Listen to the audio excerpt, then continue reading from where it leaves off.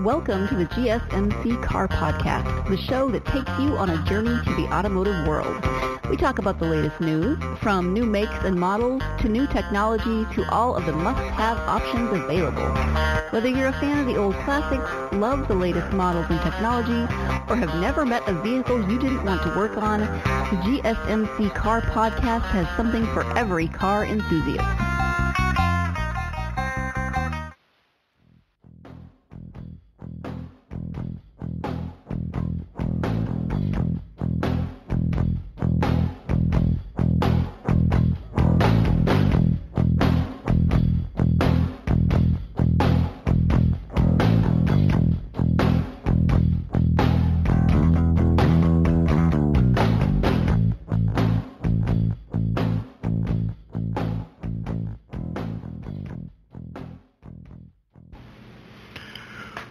Welcome to the GSMC Car Podcast, brought to you by the GSMC Podcast Network.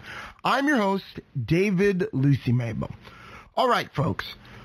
Today we are going to be talking about a car that has long been known as the poor man's Ferrari. We are going to be talking about the Pontiac Fiero. The Pontiac Fiero is known as the poor man's Ferrari for several reasons. It was pretty much the first mass-produced mid-engine sports car by a U.S. manufacturer ever at the time that it came out in 1984. Today we are going to be talking about why the Fiero was special, why the Fiero failed, the legacy that the Fiero has left behind, and in the fourth segment, we are going to be talking about my recent trip to the Tampa Bay Automobile Museum and some of the wonderful and super unique automobiles that I saw there and how much of a great experience it was. So I've decided to dedicate an entire segment of a podcast just to talking about it.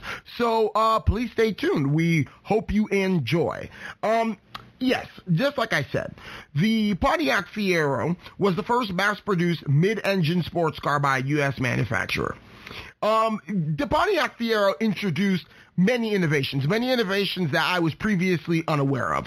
I was under the impression that the Pontiac Fiero was simply just a failure, that there wasn't really anything good about it. But apparently there were some things that were brought about that hadn't been, tested before, because Pontiac had always been GM's kind of experimental brand. It was towards the end of its life that Pontiac had become boring and bland, but Pontiac was never like that. The Fiero introduced composite body panels. So essentially, there are body panels that aren't made of your traditional steel or aluminum that cars are typically made of. Composites, it's like mixtures of materials, kind of like how Saturns were made of composite body materials. It's like plastic almost. I know that sounds bad, like, the body's made of plastic, but this was, this was a revolutionary thing because this car was able to remain relatively lightweight with the composite body panels. It had integrated headrest speakers. That's not something that we're really seeing until much recently with cars these days. I mean, I've owned, 4 cars. None of my cars have integrated headphone speakers or headrest speakers. None of my dad's cars have integrated headset speakers or headrest speakers, I should say. I mean, there's lots of these things that you just typically don't see on cars. And if you do, it's just recently these things are becoming popular. Same thing with the integrated headrest speakers. And those are just two, just to name a couple. The fact that it was a mid-engine car was a huge deal. So even though that wasn't necessarily an innovation, but the fact that GM had never previously produced a mid-engine car before, at least not a mid-engine production car. I can't guarantee that there weren't there weren't concept cars that had been conceived that had mid-engine configurations, or that even if it wasn't GM, that other car companies hadn't introduced mid-engine cars. For example, the Ford GT40 was a mid-engine sports car, but it was a race car. It was never a road car until many years later when they came out with a new version of it called just the plain GT. But as far as a mass-produced mid-engine sports car, the Fiero was it. I mean, there wasn't many things before that could, claim such a position. Not even just in the American market. It was the first in the American market, but there just wasn't many cars before the Fiero that could claim such a thing. You had some Ferraris, honestly, yeah, some Ferraris and some Lamborghinis. That's about it. I mean, Pagani wasn't a thing back then. Koenigsegg wasn't a thing. There are several car companies that were not a thing at the time that the Fiero was coming out with their mid-engine sports car design. The most similar car on the market was probably the Toyota MR2, which, if you all are privy to car culture, car history, you would find that the MR2 is a Toyota mid-engine runabout two-seater. That's what it stands for, mid-engine runabout two-seater. That was the only other car on the market that was even slightly similar. And the Pontiac Fiero way outsold the MR2. Frankly, the MR2 was a better car, more reliable, but the Pontiac Fiero way outsold it. So that was the only other car that was similar, a competitor, if you will, but there really wasn't competing against the Fiero, because as terrible as the car was, it attracted a lot of sales. I think they sold over 300,000 of them in just 4 years. I mean, that it was a success as far as sales numbers go. So moving on. In fact, here's the number that I was looking for. 370,168 Fieros were built by GM from 1984 to 1988. One of the reasons for failure was the unfortunate fact that GM lost about $2,000 on each one they produced. That's very unfortunate. When you get to the point where you are making a car and you're losing money on said car, especially when you're losing to the tune of $2,000, which in today's money, in 2020 dollars, is about $4,995. So rounded up to $5,000 that the company is losing in today's money on every single Fiero that they built. That is ridiculous. I mean, think of it. After 20 cars, you're already at $100,000 lost. After just 20 cars, you are at $100,000. So at 200 cars, you are at $1 million. That's unfortunate. Very unfortunate on GM's part. The Fiero 2M4 was a Car and Driver magazine's 10 best list for 1984. And it was the official Indy car it was the official pace car of the Indy 500. The Fiero was originally supposed to be a two-seat mid-engine car with a V6 motor. However, it did not receive that V6 until later in its production run. I don't believe the V6 became available until the Fiero GT came out in the 1985 model year. GM management didn't want the Fiero to compete against the Corvette. So essentially, there were two sports cars at GM at the time. There was the Corvette, and then came along the Fiero. The reason why I think the company didn't want to compete against the Corvette was because the Corvette, as far as their sports car went, was a very good selling car, was a very good car.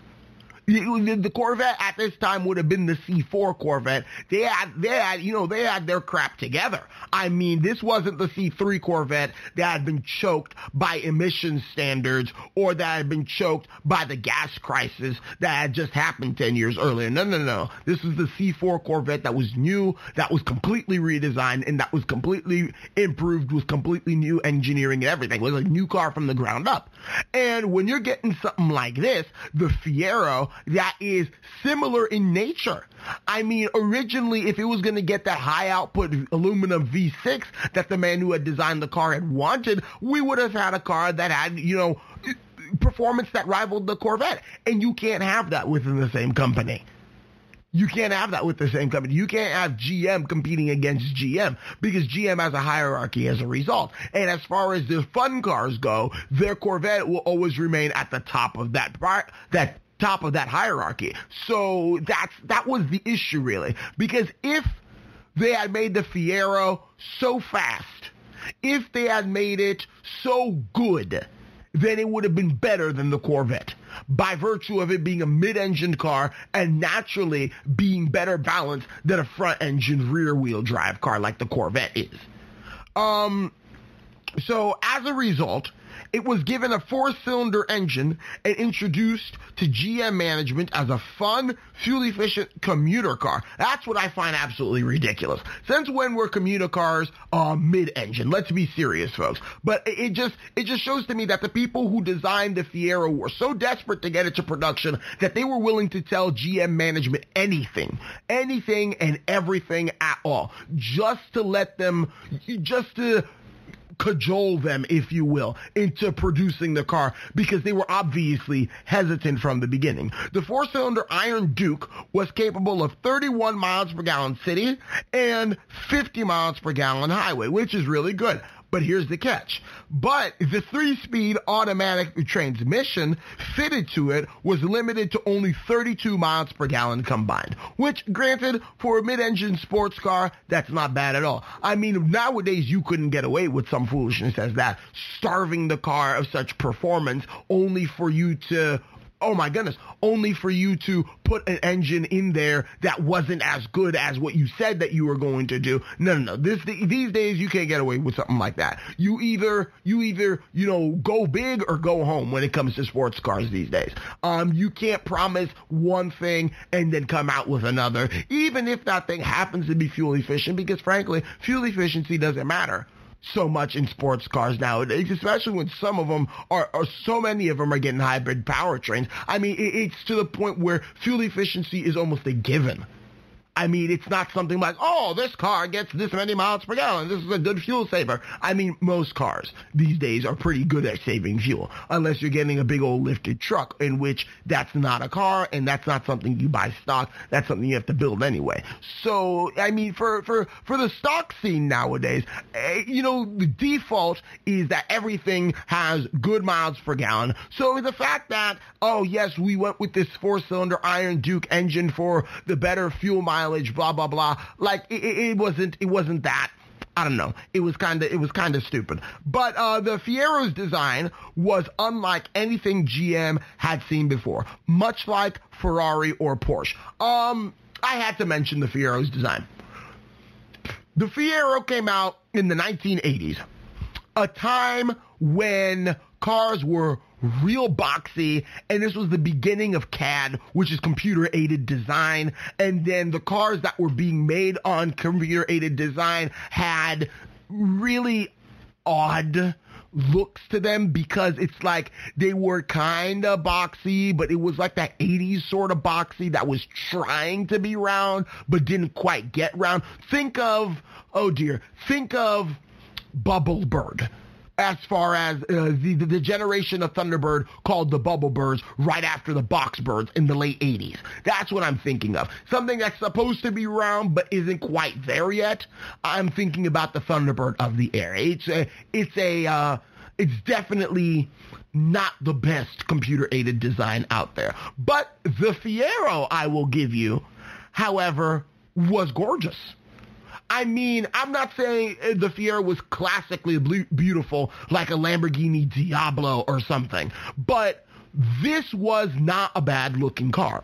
And it looked so different than anything else that GM had offered. It's like everybody was like, whoa, what is that? What is that? Oh, it's a Pontiac Fiero, man. Like, it was amazing.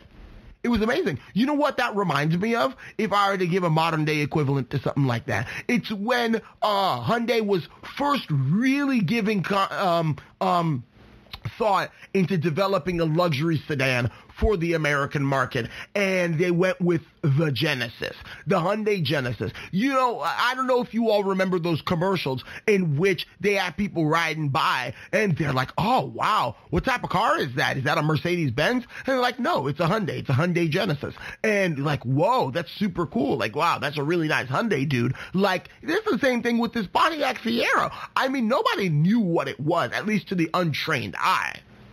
But the people who did know what it was, they were like, oh, wow, that's a Pontiac Fiero. That's a special car, blah, blah, blah. I mean, it was nice. It was nice to have a Fiero because even though you weren't a Ferrari, you could act like a Ferrari. Was your Iron Duke engine going to be very happy with you? Absolutely not. But for the time being, until it blew up and burst into flames like so many Fieros were known for doing, you could have a bit of fun with a Fiero. I mean, it was, don't get me wrong, it wasn't the most fun, but it wasn't exactly anemic either. I mean, you could have a bit of fun in a Fiero. So it was really unlike anything that GM had ever seen before. Not to say that GM hadn't seen muscle cars or sports cars, but this was their first mid-engine application of such a thing. So I think, you know, in the eyes of GM at least, the Fiero was a good car. And in the eyes of the public, even though it had reliability issues, the Fiero was beloved. And that's one thing that I don't think anybody can deny. The people who love the Fiero absolutely love it. The people who don't love the Fiero absolutely don't love it. So please stay tuned for the next segment in which I'm going to be discussing why the Fiero failed and some of the reasons and some of the circumstances that led to the failure of otherwise what would have been a great car. So please stay tuned for the next segment after the break.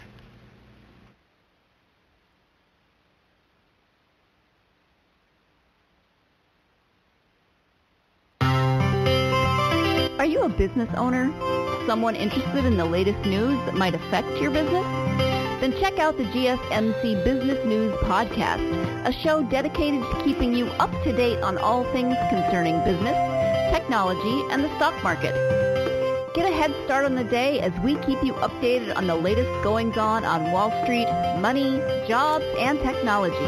The GSMC Business News Podcast has you covered.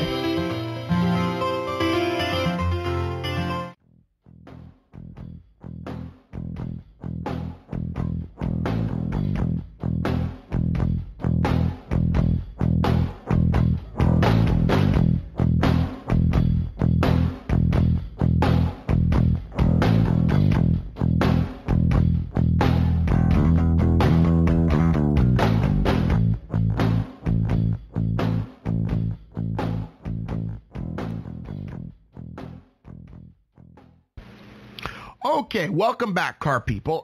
In this segment, we are going to be discussing the failure of the Fiero. In the last segment, we discussed the Pontiac Fiero itself, what made it so special. And now we're going to be discussing the unfortunate demise of the Pontiac Fiero. The concept was amazing. And by that, I mean the concept car was amazing. I'm not sure if there was ever actually a prototype built. There could have been. I believe there was, but I don't know for absolute certainty. But the concept of the car was supposed to be an amazing idea. But the product itself that actually went into production was lackluster. Unfortunately, a lot of times you see that with car companies. They come out with something for their concept car or for their prototype or something like that. And then when the car actually reaches production, it ain't that great. So that could be the case here. I highly doubt it. But, you know, I think, you know, probably people knew that the Fiero was going to be a bit too good to be true. And the reason why I say that I highly doubt that this was the case, that people were excited for it and then it was an absolute flop, is because it was GM during the 80s. GM during the 80s wasn't known for doing anything great. So, like, likely some people were disappointed by the Fiero, but when it actually came out and it was powered by this Iron Duke engine and that it wasn't great as far as reliability drivability goes or even performance, it shouldn't have surprised anyone because of where it was coming from. It was GM in the 80s. I mean, it wasn't... Yeah, GM in the 80s. That's all you need to know.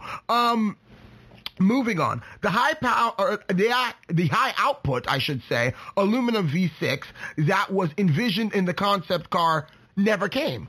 There was a V6 that ended up coming, but the high-powered aluminum V6 with the dual overhead cams that the designer of the Fiero wanted so badly never ended up coming. So no Fiero was ever equipped with this car while it was still being sold. And that's just another blow. The Iron Duke was anemic. The Iron Duke engine, this 4-cylinder monstrosity that they put into this Pontiac Fiero, it was not only anemic, and due to its bulky size, had to be fitted with a smaller oil pan, get this folks, in the Fiero, thus causing the engine to be perpetually low on oil. The car was not designed around this engine, and the engine was not designed for this car. The reason why it ended up becoming a thing was classic GM parts bin foolishness. I mean, they had these parts, they were available, so they're like, yeah, why not just stick it into the Fiero? We need an engine that's fuel efficient, so why not just take the Iron Duke? Oh, well, the Iron Duke is too large. We'll make it a smaller oil pan and shoehorn it in there anyway, and let's see what happens. So that's basically what happened. And that wasn't great. It wasn't the greatest application of that. Because, it wasn't meant for the car. And as a result, it's not like they took the engine and put it in its glorified form in the Fiero. They took it and they made it worse than it had already been by changing out the oil pan for a smaller one. Now the car is not designed for this engine. The engine has been shoehorned into the car. It's a bad situation. All of it's just a bad situation. I mean, it wasn't very good. Cost-cutting measures crippled performance. Any performance that one could have hoped to have with the anemic Iron Duke engine, which, by the way, I thought I should tell you, these are the ones that are put in our mail trucks, our very faithful mail trucks. I think they're called a Gremlin HLLVs or something. These are the same mail trucks that the country has been using for the past 30 years. It has the same Iron Duke engine in it. So think about a mail truck engine in a sports car. You're welcome. Think about it and pause and mull over it and see why the Fiero was such a bad car for its time period, even though it wasn't meant to be like that. So cost-cutting measures crippled performance. Tires, brakes, and suspension components were all parts bin items. They were carried over from other GM cars. Here's the problem with that.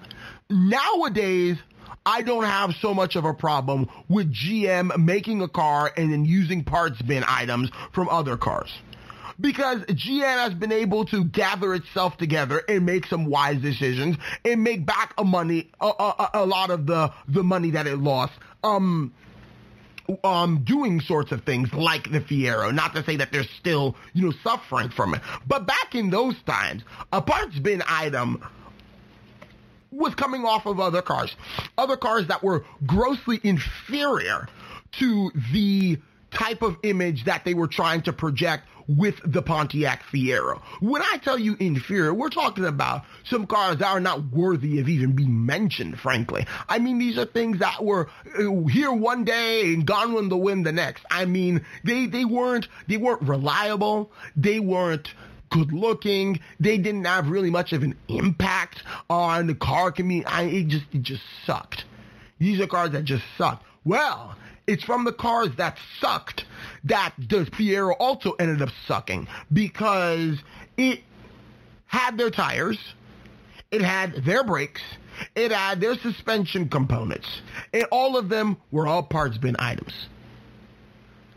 That's a bit unnerving, knowing that you're going to spend all this money developing a sports car only for you to not have your own engine for it, and your own tires for it, and your own suspension for it. I mean, you know that you're going to have to buy all of this off of some third party or whatever, or some other car, and then tack it onto a car that was never meant to have that. That was just unfortunate. It was absolutely unfortunate. And the Iron Duke was a lazy motor, as you all have, you know, kind of recognized here. It was not suited for high revving like so many Fiero owners wanted. Get this, you're getting a Fiero a lot of the times, not all the time, but a lot of the times, people who wanted a Fiero were young and they wanted to do something cool, so they went out, they got a Fiero. They wanted to do something cool. Well, at the same time, when you're getting a car that you want to do something cool with, you rev it high, you do burnouts, you take it to the drag strip, you do all of that, and, you know, the car was not having any of it. Car wasn't having any of it. I mean, that's what the case was. That's what the case was. The Fiero didn't put up with high revving. The Fiero didn't put up with spirited driving. Heck, the Fiero better put up with the fact that it was a Fiero, let alone how people was going to drive it. It wasn't the car that you wanted to do burnouts or drifts in or anything really of performance nature. Because remember, it is supposed to be quote unquote, which I think is absolutely ridiculous. It's supposed to be a fun two-seater commuter car, not a sports car, so that it wouldn't compete against the Corvette, which frankly at the time period, even if they did make this a competitor to Corvette would have always been better. That's my own personal opinion on that. Moving on. The amount of bad things that happened with these Iron Duke engines led them to have a reputation that was unreliable. And that's not even so much the fact that it's the engine's fault. I think the fact is that the car was perceived one way by the public, but was engineered in a completely different way. Perceived to be able to be sporty, but engineered to be an economy car. And that's a problem, because people aren't going to go through the roll of keys and look at all the cars and be like, well, this Fiero right here, blah, blah, blah. No. People are just going to see that the Fiero is an unreliable vehicle. That's what they're going to see, and that's what they have seen. The 1985 model year saw the introduction of the GT model that had a V6 engine, better suspension, and wider tires. But the 88 model year saw several improvements, but it was too little, too late. The engines never received turbos, and the DOHC engines, dual overhead cam engines, never appeared. So thus was pretty much the end of the Fiero in 1988. Not to say that people hadn't preserved them, not to say that they're not being resold, but that was pretty much the end of the brand, you know, the history of the Fiero as far as, you know, its infancy to where it is now today.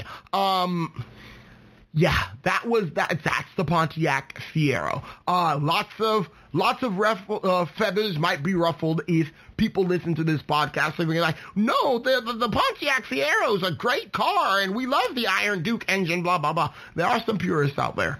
I'm not one of them, because the Fiero was objectively bad and it needed to be a lot better for what it was. But essentially what was going on is the fact that it didn't match up to its expectation. Didn't match up to its expectation, overstressed some component of the motor, and, you know, at that point, they were just pretty much done with the Fiero anyway. The thing had been around since the mid-'80s, and they were just at that point, it's like, nah, we don't need to do that again. We've already done enough work here. So, I mean, yeah, that was basically the Fiero. In the next two segments of the podcast, we are going to be describing the legacy of the Fiero, which the legacy has a long or not the legacy. The legacy is a Subaru model, pardon me. The Fiero has a long legacy that is still very much alive and well today. And don't forget to stay tuned for the experience that I had at the Tallahassee Automobile Museum as I tell you all about that. So please stay tuned after the break.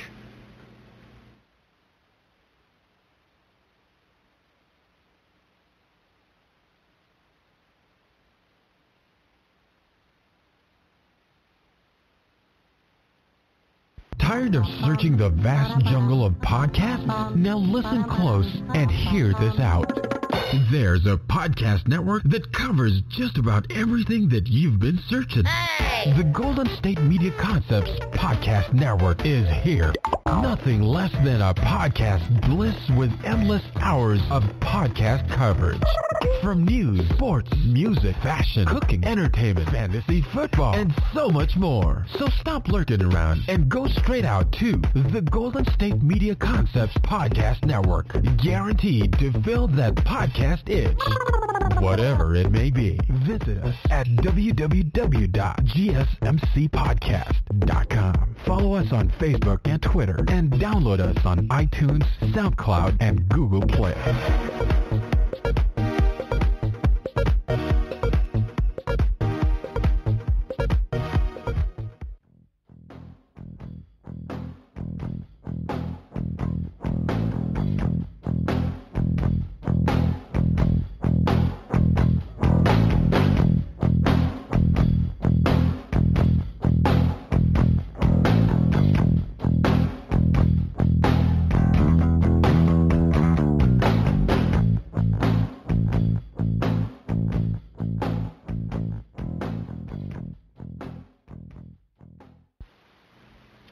Alrighty then, welcome back, wonderful car people.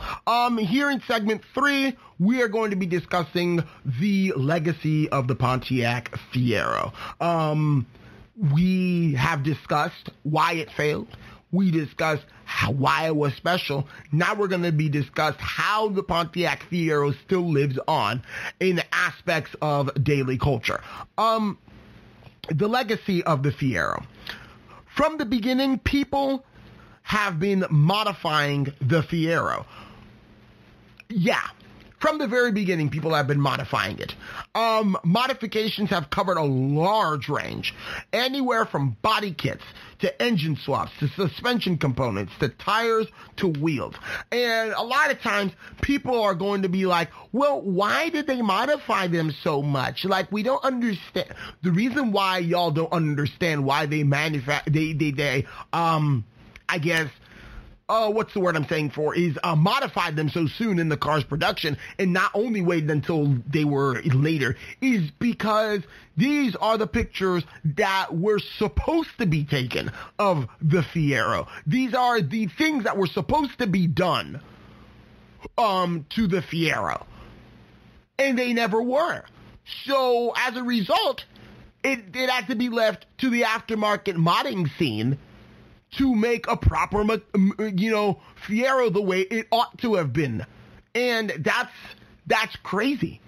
That's crazy. I mean, imagine making a car that's so unfortunately bad that you spark a whole entire aftermarket on just improving the car and making it seem more pleasant and doing all sorts of other things.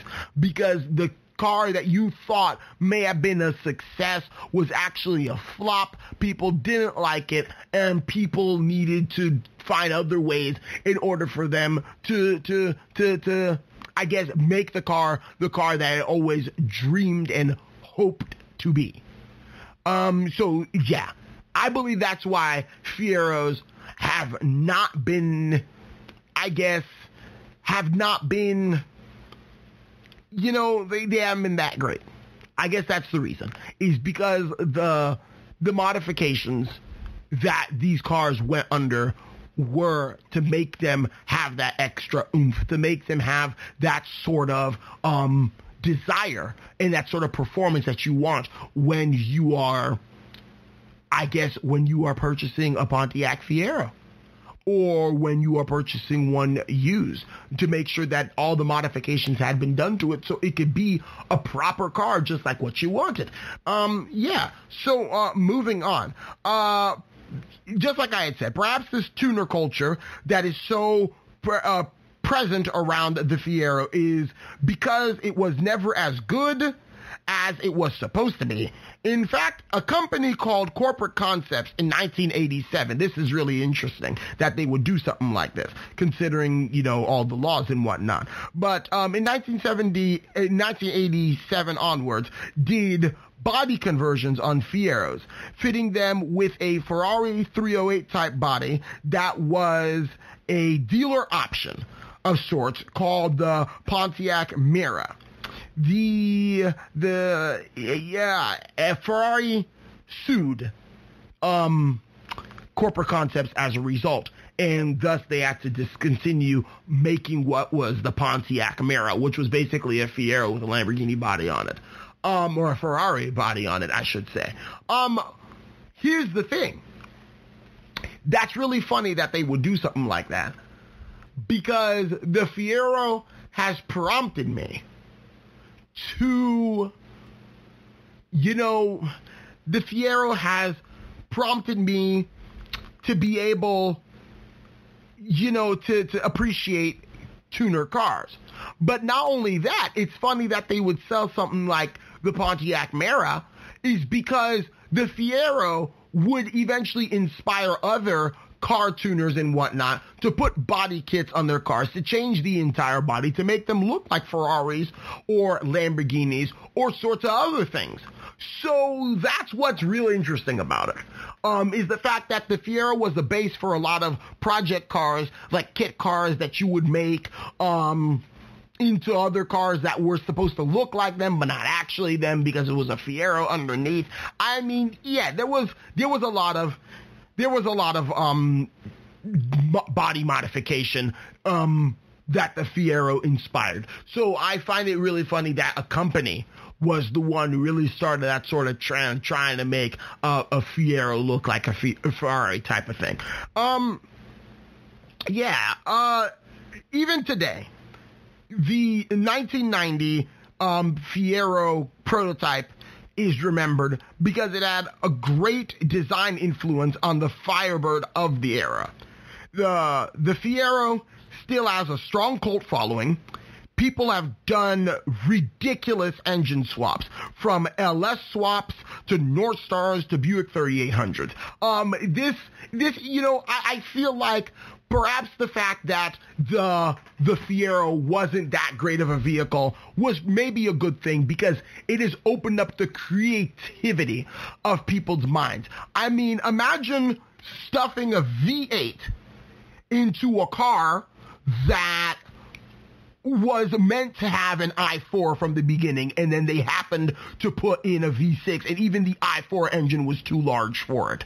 So imagine stuffing that same car with a V8 engine that's producing 400 horsepower, like we have so many V8 engines of recent years past that are capable of doing such a thing. I saw an LS swapped Fiero on the internet when I was doing research for this podcast. That was absolutely ludicrous. It was ridiculous. I mean, like, how do you do something like that? How does something like that work? How does it, that's crazy.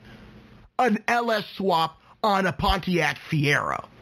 I mean, I find it hard to believe that they were able to put a Buick 3800 in there, considering how small, the car is. And Buick 3800s were not put in tiny vehicles. They were put in mid-size or full-size vehicles.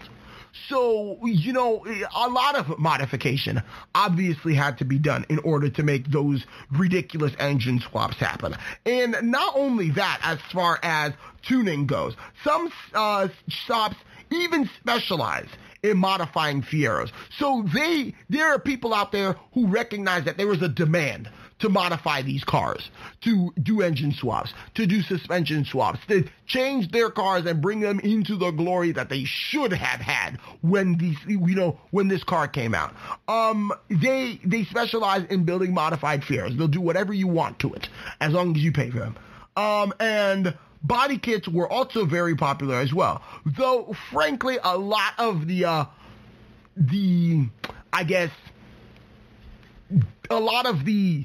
oh dear, I'm searching for words here. A lot of the body kits, I should say, the body art that they tried to do with the Fiero just looked awful. I mean, rather you had just covered up the fact that it was, a Pontiac and left the design the way it was, instead of trying to rebuild another car that doesn't look anything like... Yeah, it just, the proportions had always been off whenever he was driving these crazy, supercars and whatnot. I mean, it's just like, it doesn't make sense. Like, you have these crazy supercars and then you have the Pontiac Fiero with one of these cars' bodies on it, or at least, a car that's made to look like one of those. It didn't work. It didn't work. Having body kits on the Fiero to make it look like something else totally doesn't work. Duly noted. And even these days, you might still come across, a car that was once a prototype that one's working on, and it's just, I don't know. It doesn't work. It doesn't work. The body kits for the Fiero don't work. There's lots of other things, people have done with Fieros. And it's crazy because these cars have garnered such a cult following. I have seen so many different things done with Fieros. But one thing that I particularly really like was the fact that many owners of Fieros have them swapped for a Buick 3800 supercharged engines. I think that is the best thing you can do to a Fiero, especially if you were to consider that you can also upgrade suspension, you can also upgrade wheels, upgrade tires, all sorts of things of that sort. I think the fact that they did Buick 3800 swaps on Pontiac Fieros was a great idea. The Buick 3800 went into several Pontiacs, not too long after, this time period. Went into several Pontiacs. It only made sense that Pontiac, I guess it was its dying wish or something, that, would be remembered. And not only that, but that the engine that went into so many of the successful cars could be retrofitted to the Fiero as well. I mean, it's awesome. The Buick 3800 V6 conversion that a lot have been putting into their Fieros is a great idea. Think about that. That thing makes 240 horsepower when the Iron Duke was barely making enough speed to get out of its way. It was slow, it was anemic, it was other things of that sort. So the fact that they were able to get this car to be such an amazing vehicle, with the necessary modifications, it really shows you that the tuner crowd, they are really creative. They found something that they liked, and they're going to make it as good as possible. It's kind of like the Mark IV Toyota Supra that I had mentioned in my podcast about the new Toyota Supra. The Mark IV Supra is an amazing car, but frankly, the Mark IV Supra is not the best car on earth. It's merely well balanced and it's really great, but it really doesn't deserve much of the hype that is going on. The reason why it's so hyped is because of the aftermarket. People have made so many things out of that 2JZ engine that these cars were like, it's just crazy. I mean, it's just absolutely crazy what the aftermarket was able to do in that case. Goodness, think about what the aftermarket is able to do in the case of the Fiero. I mean, attract more heads, attract other things. It's just great. It's great. The potential that it has, the potential that everything has as far as modifying the Fiero goes. There are other sorts of things that I'm not typically a fan of. I don't like kit cars. So the fact that you're going to have a Lamborghini or quote unquote a Lamborghini that's powered by a Fiero chassis that's not actually a Lamborghini, or other sorts of things of that sort. I don't like kit cars. I don't like body kits that make cars look like something else. It's kind of cheap. It's kind of cheap, and frankly, rather you had taken the money that you were wasting on the body and putting it into the engine and the suspension of the car, in order for it to actually perform like they wanted it to from the very beginning, instead of being a disappointment. I mean, it was common sense. It's common sense. I mean, you know, don't do something like that. Don't do something like that. The Fiero looks fine on its own. If you don't like the styling, then don't be into cars like the Fiero, because it's 80s. The cars scream 80s. There's some that had graphics on the side. I mean, that's such an 80s thing. The Fiero. This car lived and died in the 80s, and it knew exactly what it was doing when it was alive, which I very much, appreciate that fact. But it's just, yeah, the Pontiac Fiero is not that bad of a vehicle. It's much better than a lot of people make it out to be. The fact is, in order for you to get a good version of it, you have to modify it. You have to modify it, put a North Star in there if you feel so inclined, put a Buick 3800 engine, which I know several people in, the Buick 3800 car group on Facebook have Fieros that they have swapped out with such engines. I mean, it's quite something. It's quite something. I can't complain. Fiero wasn't that great, but the legacy really lives on, and the legacy is a good one. I believe. It really speaks to, if you don't like how something is, make it better. That's basically the story of the Pontiac Fiero. It was a car that was meant to be very special, was very special. However, due to some critical oversights by GM, cost cutting, and other sorts of things, the car was ultimately disregarded and was discontinued. And then, even though it was kind of scorned, like in a dishonorable discharge or something, the legacy still lives on in American car history. And yeah, that's the beautiful thing. That the Pontiac Fiero, though it is not dead, it is still alive in our hearts, and it's still alive in really the tuner culture. So please stay tuned for the next segment of the podcast, in which I'm going to be talking about my wonderful experience at the not the Tallahassee Automobile Museum, that was last year, at the Tampa Bay Automobile Museum that I took on a trip last weekend, or I went to on a trip last weekend, sorry. So please stay tuned for the next segment of this podcast.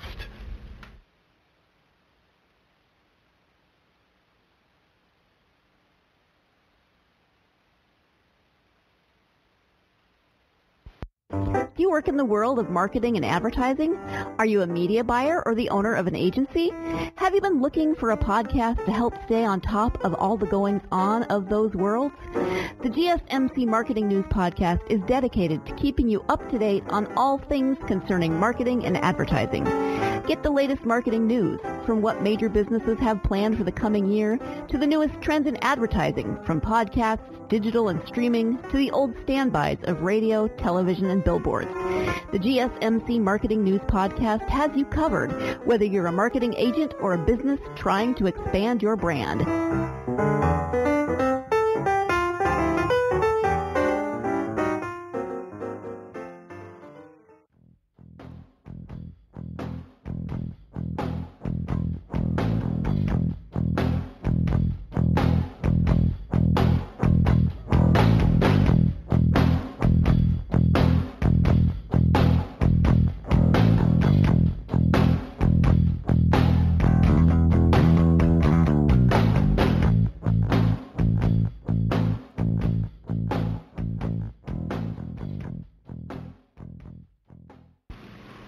All right. Welcome back, car people. You have heard all about the Pontiac Fiero. You have heard the good, the bad, the ugly. You've heard its conception, you've heard its heyday, and you've heard about its demise, but the legacy that it still leaves behind. But now we're going to shift gears, and because this is a GSMC car podcast, I can talk to you all about any sorts of things car related. So I should absolutely talk to you all about my trip to the Tampa Bay Automobile Museum. This is by no way an endorsement. They're not paying me to say this, but I just want to let you all know what my great experience was a few days ago when I was actually there. This was absolutely the best car museum experience that I had ever had. I mean, it was simply amazing. I had been to several car museums. I have been to the Tallahassee Automobile Museum. I have been to the Toyota History Garage in Odaiba, Japan. I have been to the Sarasota Classic Car Museum. I have been to several classic car shows. I have gone to car meets. I have never driven a classic car, though. I had never gone to a place that had such a wide array of classic cars and things of that sort. I mean, granted, the Tallahassee Automobile Museum had a lot more than just cars and had over 100 cars, but these cars did not really keep so much with a theme. It was just the owner who got these cars that were classics, that were well preserved, and decided to put them in his museum in order to save the cars and eventually put it into a car that he was trying to restore or something like that. It was very much a large array of cars that didn't really have a central theme. But the theme of the Tampa Bay Automobile Museum was innovation. It was innovative cars. And I'll have you know that there were several things that I saw there that I did not know about. I did not know existed. I did not know could exist. It was crazy. It was absolutely crazy and it was absolutely amazing. They had things like the first front-wheel drive car that was made in 1899. I believe it was a French car. A charcoal-powered Ford Model A. A hydrogen-powered Mercedes-Benz. And an all-wheel drive 1965 Mustang. That was insane when I saw something like that. Because the curator was telling me about this. And by the way, this man is very, very knowledgeable. Very knowledgeable. Before I even started looking at the cars, before I get into the main hall, I had already struck up several conversations with this man concerning every single thing that he could have possibly known about all of these cars. I mean, this man was a wealth of knowledge. He knew everything from the steam car technology to the electric car technology of the day to the Tatras and their quirky V8s to the Samsung, which was a French automobile manufacturer that stopped producing cars in 1957 that I had never heard about until I went to the museum. He was talking about everything. It's as if though this man grew up with every single one of these cars. And he knew their whole backstories and whatnot, that he was their original owner. Obviously, he wasn't. Obviously, he wasn't the owner of any of the cars. That was, owned by a family. The car museum is owned by a family. But, man, this man knew what he was talking about. This man knew what he was talking about. Let me just go in depth in some of the amazing cars that I saw and amazing things that I had seen. I mean, the first front-wheel drive car. Today, we take front-wheel drive for granted. But there were so many front-wheel drive cars in that museum. And I'm talking about front-wheel drive cars from the 20s and the 30s and the 40s. That was a very, very sort of unusual thing. And, I noticed that the only American front-wheel drive car was the Cord. All of the other ones were Europeans. So that taught me that the Europeans had been experimenting with different drivetrains way before us Americans started doing stuff like that. They had produced some small cars, like that first car that I was telling you about, the first front-wheel drive car. I mean, there's a lot of things that front-wheel drive was doing in Europe at the time, and I'm surprised that many of the European cars I was gawking over, because you can't find them in the United States, were not registered, I mean, these cars, this was amazing. It was absolutely amazing. Moving on. Not only was their first front-wheel drive cars, they were charcoal-powered cars, specifically a charcoal-powered Ford Model A. The story behind this car was the fact that this was produced in a country during the time, because obviously the Ford Model A wasn't only produced in America, it was produced in other countries as well, but it was produced in a country in which there was a gas crisis, this charcoal-powered Ford Model A. It was made, and there was a gas crisis going on, and in order to keep the car operating, they had designed this charcoal canister that you would put the charcoal in, it would burn, and then the gases would be converted to hydrogen some way, shape, or form, and the hydrogen was forced into the engine and forced to power the engine. We're talking about hydrogen here. It was basically extracting the hydrogen from the burning of the coal in order to extract in order to extract power from something of that sort. That was amazing. That was amazing to see that. And all of the cars in the museum were all functioning. They were all road legal, and they all had American registrations. I think that's absolutely amazing. I mean, I know I keep on saying the word amazing a lot, but y'all just have to go there. It was quite the experience. Hydrogen powered Mercedes-Benz. There was a Mercedes-Benz A-Class there that was hydrogen powered. It was beautiful. It was beautiful. I didn't spend much time looking at the Mercedes-Benz that was hydrogen powerful, because I don't spend time, I guess, looking at cars that are modern. I wanted to look at some of the old classic cars. And there was also this all-wheel drive 1965 Mustang. Now, this is what really intrigued me.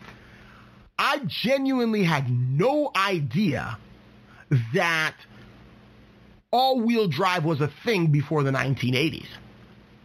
I had no idea that any company had marketed this or whatnot, and the fact that it's crazy. It's crazy, the fact that there is an all-wheel drive 1965 Mustang out there. The first all-wheel drive production car was the Audi Quattro, I believe in 1980, maybe 1982 or something. This came out a full 15 years before that. Granted, it was a one-off sort of thing, but it was engineered that way. To be a sort of one-off sort of thing. It was engineered to, it's not a car museum piece alone. It's a piece of history. It's a piece of history. It's all sorts of things that, people were intrigued by the fact that your car had all-wheel drive, not just four-wheel drive. All-wheel drive Mustang. There were tons of European cars. Tons and tons and tons of European cars. Tatras especially. I had never really known much about Tatra, but I always thought they looked odd, but I didn't see one in person. And granted, my dad, not my dad.